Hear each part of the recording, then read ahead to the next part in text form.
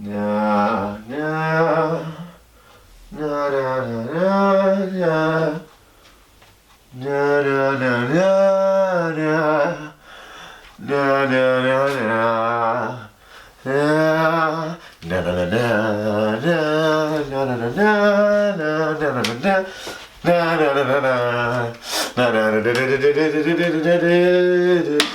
na stop.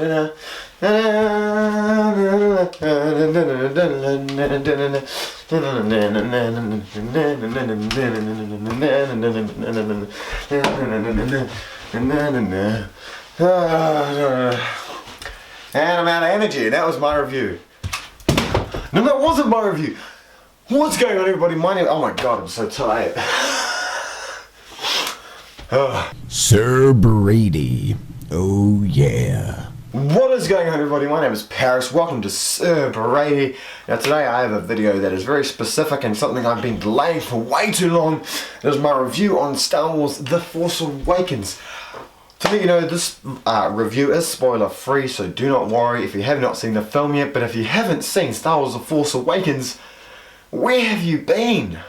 But let's be honest, the creators probably won't care because they had, I think, $1.33 billion and hasn't even opened in China yet. But I'm not here to talk about the box office. I'm here to talk about my opinions on Star Wars The Force Awakens. As some of you know, I am quite a large Star Wars fan.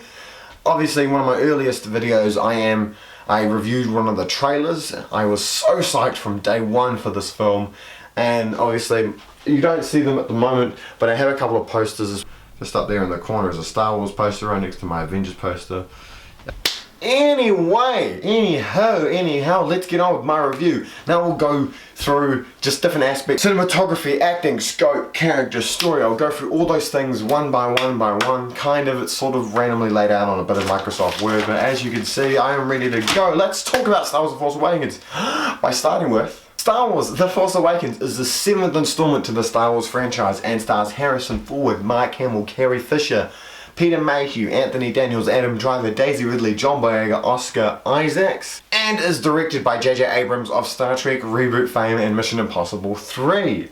Now here's a rough outline of what the film's about. The Resistance must take on the might of the First Order, a rebranded empire that have classed themselves to be a great threat to the galaxy and poses an even larger threat than ever before with the creation of a weapon called Starkiller Base. Now Finn is a part of the First Order who crashes on Jakku and meets up with a girl called Rey, and they start their journey with droid BB-8. That's a rough outline without giving too much away, but that's all I can get for you because there's so much to talk about otherwise. Now I'm going to start with talking about the acting. Now I love acting. Some of you know one of my passions in life is to be an actor, and obviously YouTube is a great way to start that. Now the acting in this film, the new cast is incredible. It's all I ever wanted for a Star Wars film. Now Daisy Ridley and John Boyega bring so much heart and emotion and strength and passion to their characters in this film, and it's such a great thing to see. Now Kylo Ren is such a badass. They could have written a generic villain that just does stuff for no reason,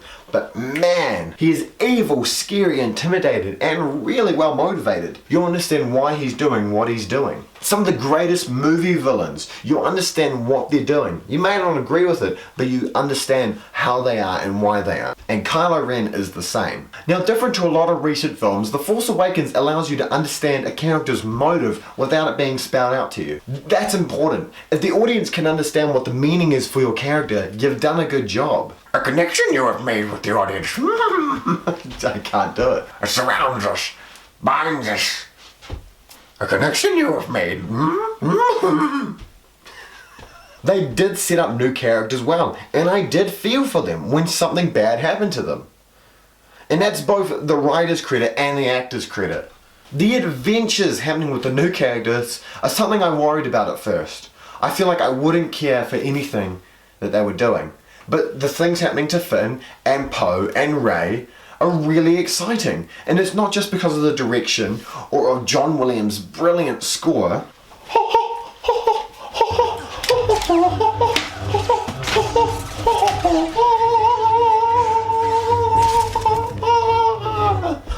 It's about how much you do care about these characters. Now, Daisy Ridley does an excellent job as Ray in her first feature film. Oh my god, I'm in love.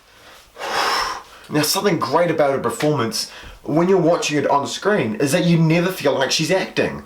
Her performance is so real, her character is well realised, and it just adds this flame to her performance. And she's absolutely terrific in these action sequences, as well as with John Boyega and Oscar Isaacs. The friendship that is created between her and the new cast and her and the original cast is so great. It's enjoyable and creative to watch. Now, Oscar Isaac's Poe Dameron is one of the coolest new characters to this franchise. He is cool, not cocky, and described as a great fighter pilot. Unfortunately, he's not in the film that much. So you don't get to witness enough of him, but I'm sure over the next couple films he will become more of a main attraction, per se. Now really quickly, I want to talk about BB-8, the new robot. He was such a great addition. Now the prequels attempted to show cuteness in its character. BB-8 just gives us heart, the soul, in such a little droid. I can't say anymore, you just gotta have to see him on screen. He's such an awesome character. Now, something I'm worried about is that the returning characters to the franchise would just be nostalgia bombs. You'd go, hey look, Han Solo. Hey, I cracked a high.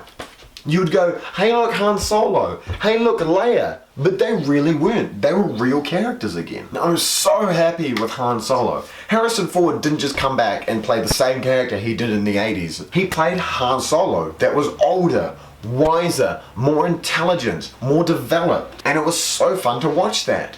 It was also really enjoyable to see the friendship of him and Chewbacca return to the screen. And my, did they have some quality banter while they were there. Going back to the filming aspect, something that I didn't quite enjoy about the prequels is that they just walked and talked all the time. Down these long, innocent corridors, talking about what would have happened, what could have happened, what's already happened. In this film, they just show you. They show you those awesome battles. They show you the banter, the quality of these people. Now, J.J. Abrams is such an incredible filmmaker, and it's so refreshing to see these long, wide shots of the environments, having practical explosions, real sets. It's so refreshing to see. The locations are incredible. Now, when watching the film, or even if you've seen the behind-the-scenes footage, they shoot in real places. Abu Dhabi, Ireland. It's so great. It's just a gorgeous looking film.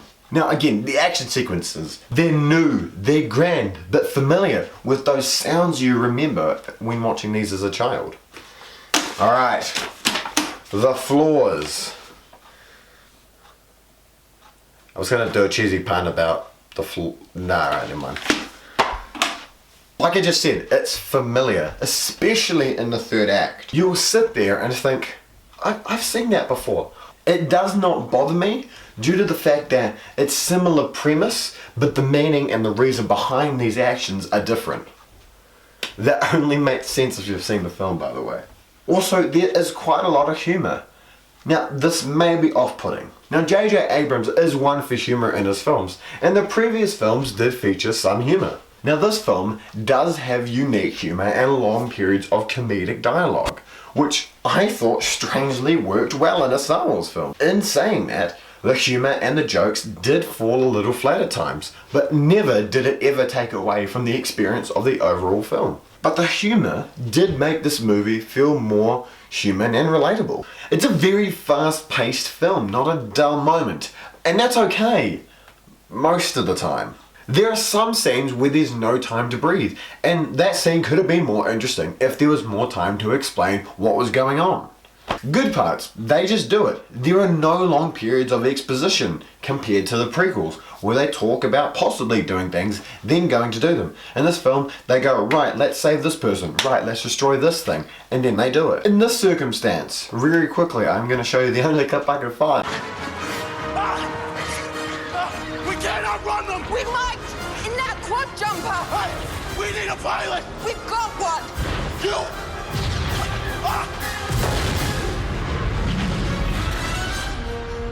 Easy, they just do it, no explanation. Rey doesn't need to explain why she's a pilot, then doesn't need to be a 10-minute thing about how she became a pilot.